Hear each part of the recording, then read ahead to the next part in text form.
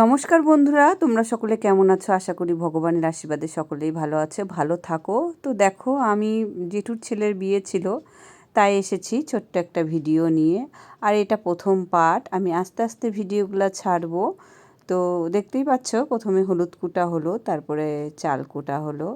তো যাই হোক, এরকম করে কিছু কিছু নিয়ম থাকে বিয়েবাড়িতে, তোমরা সকলেই জানো। তো সেসবই হচ্ছে। পরে আলতাটা নিয়ে আসছে, কারণ আলতার কথা সেরকম কারো মনে ছিল না। পরে আমি বললাম যে আমরা তো আলতা পরলাম না।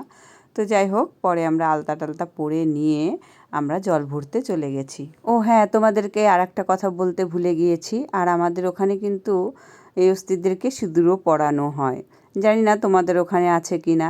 তারপরে আমরা চলে গেলাম মন্দিরে। প্রথমে বাদ ঠাকুর মন্দির গেলাম, তারপরে মা কালীর মন্দির, শিবের মন্দির, তারপরে লাস্টে শীতলা মায়ের মন্দিরে গিয়ে তারপরে জল ভরতে গেলাম।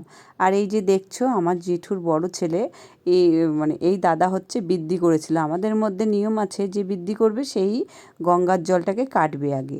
তো সেটা কাঁচি দিয়ে কাটতে লাগে। তো এই দাদা আগে জলকে পূজা করে নিল, তেল, তারপরে দুধ এসব দিয়ে, ফুল টুল দিয়ে পূজা করে নিয়ে তারপরে সেই কাঁচিটা দিয়ে আমাদের জলটাকে কাটতে লাগে।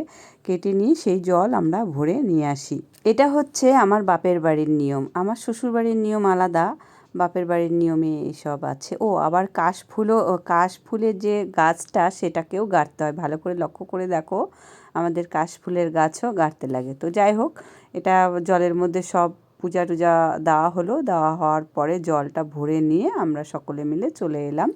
এসে দাঁড়াও, জল তো ভরা হয়েছে, এখন ছবি তো তোলা হয়নি। আর জেঠুর মেয়ের বায়না ছিল রেলগাড়ির ছবি তুলবো। তো যাই হোক, আমরা সবাই মিলে দাঁড়িয়েছিলাম এইভাবে না ওইভাবে, যাই হোক কোমরে হাত দিয়ে সবাই মিলে ছবি টবি তুলে তারপরে আমরা বাড়িতে এসে আর একটা আমাদের নিয়ম থাকে, সেটা হচ্ছে আর একটা জিনিস বাড়তে হয়, সেটা হচ্ছে গিলে। জানি না তোমরা চেনো কি না, আমিও সেরকম একটা চিনতাম না। তো বাপের বাড়িতে তো সেরকম বিয়ে টিয়ে দেখিনি। তো দেখলাম গিলেটা হচ্ছে উপরটা কেমন কালো কালো থাকে, ভেতরটা সাদা। তো বাড়তে বাড়তে সেটা সাদাই হয়ে গেছে। তারপর ওটা হলুদের সঙ্গে মিশিয়ে ব্যাস ভাইকে চান করিয়ে দিলাম।